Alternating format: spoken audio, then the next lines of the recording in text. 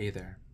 So, what I'm going to do now is take you through an example of a nighttime routine. This is meant to help you get tired and sleep well through the night.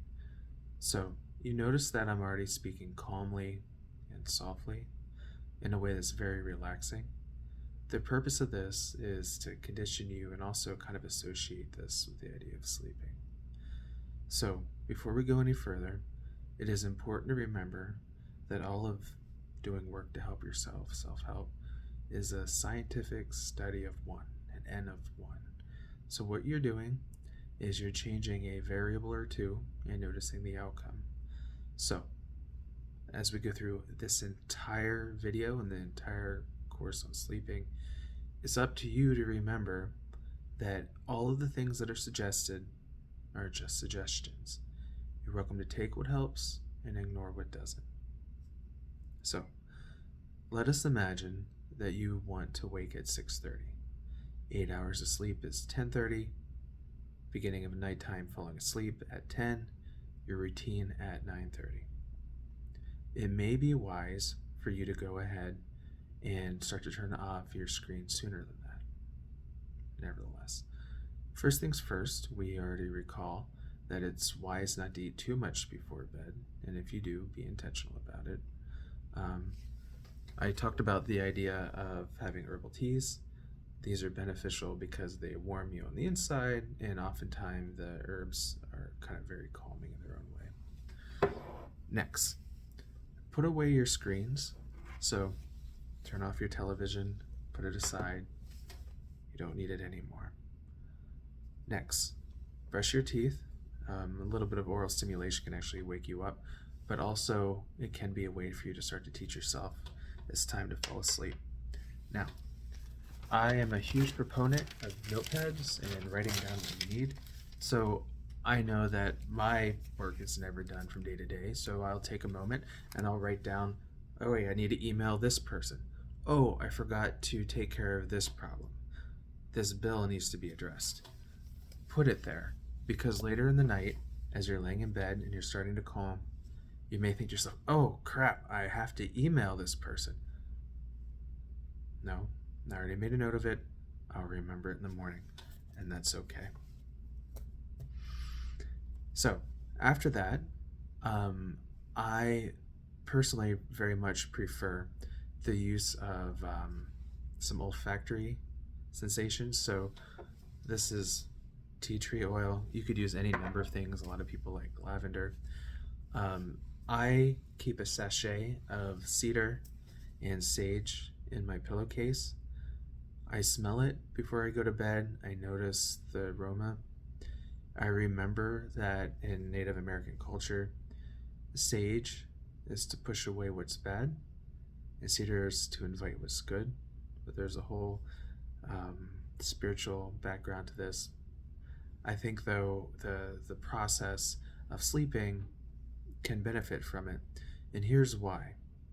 When you try to subtract things from your life,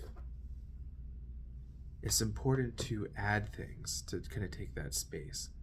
I think of an example of our thinking. I used to have a terrible difficulty getting my thoughts to stop at night. And what would happen is and I think it's true for just about anyone, our intuition is to stop the thoughts. But stopping thoughts is a lot like stopping a river. You may be successful for a moment, but eventually you'll dam it up and it'll burst through with more power than before. So, like a bridge builder, if it is that you need to work in the riverbed, you divert the water into a place that's more helpful for you. So you do this with your thoughts. So, we've talked about different ways to meditate, and I'm actually going to encourage you to follow through with one.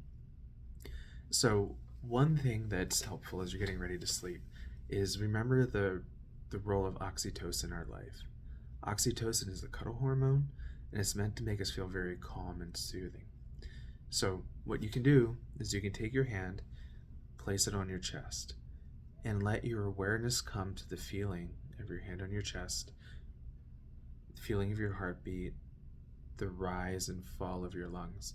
And then you can take your other one and put it on your stomach And essentially, you're giving yourself a hug.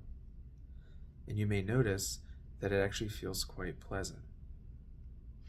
So, as we do that, I encourage you to develop a mantra, kind of a self image over time. And every night before bed, I lay and I just start to relax and I let myself feel. And then mine, and I remind myself of this over and over again, is that I'm perfectly made and whole. I have the courage to act boldly. Vulnerability is my strength. I have nothing left to worry about. I have myself. And those are lessons that I've learned over years of trying to do my own work to better my own life, and they suit me. You may notice that they don't work at all for you because they're not yours. And I would encourage you to start working and building yours, things that kind of really connect to you. That being said, after you follow through with that, having your intentions, and these are about the big parts of life.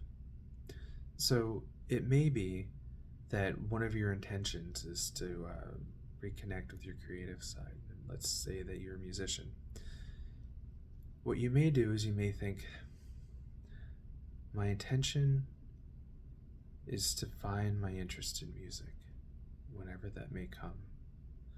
Now, the key to remember is you're not controlling. You're inviting. You're inviting the unconscious parts of you and your mind to become present now. Another one may be if you're interested in developing a new romantic relationship. My intention is to be ready for the right one, whatever that may mean. You start noticing and paying attention and talking to potential partners. You start looking at yourself. And a third part is a loving kindness meditation. It is fairly simple, and you kind of arrange it in a way that suits you. Loving kindness comes out of a Buddhist tradition, and it's a way of spreading compassion. And in this case, you're spreading compassion to yourself. You're already working for the oxytocin, and you're saying, may I know a sense of ease. May I know peace. May I trust myself. And it doesn't have to be complicated. You're welcome to repeat it over and over again. Again, this is a study of one. You may find that it's helpful. May my parents know peace. May they know love. But you also may notice that stories and memories about them come up, and it doesn't work. So, to each their own, and go from there. So, all that being said, there's a lot of things you can do to work at sleeping. And I encourage you to consider the role of mantras and intentions and loving kindness, because dreams are made up of latent and manifest content. Latent content are patterns and themes in life. These are the deeper things that come from your history that your unconscious mind struggles with and is trying to work through. Manifest content are the things that are actually happening in your day. And so what happens is, as you fall asleep, your brain is literally trying to work through your life's events. It's trying to take short-term memories and make them into long-term memories. The time immediately before bed is a great opportunity to affect some deeper changes in your life. So don't waste this opportunity. And you may start to notice that your dreams change. And any changes that you have, I encourage you to write them down and take them to your therapist. So, that being said, I hope you sleep well. And as you're getting ready to fall asleep, you're probably going to remember that email you didn't send. And if you didn't write it down, write it down. And if you did remember, just say that's okay. Thank you to that part of your brain that was just distracted. Thank you for helping me be a good employee. Thank you for helping me be a conscientious friend. Thank you for helping me be responsible to my bills, whatever that may be. It's okay. You were doing what you're supposed to do.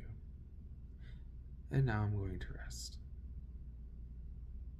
And that peacefulness will actually stop the conflict in the part of your mind starting to remember things. But it takes a while, 10 to 14 days. Take care.